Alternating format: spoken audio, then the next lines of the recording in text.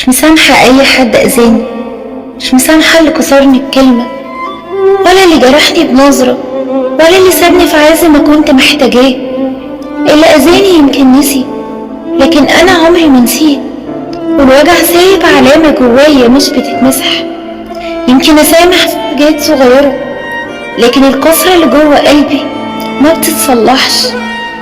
أنا مش مسامحة، وربنا بس هو اللي شايف قد ايه تعب.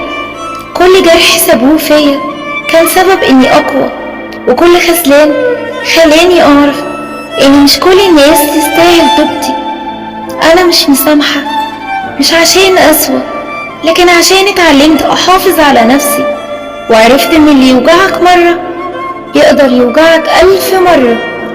فخليني ابعد واسيبهم للزمن يعلمهم معنى الوجع اللي سابوه جوايا.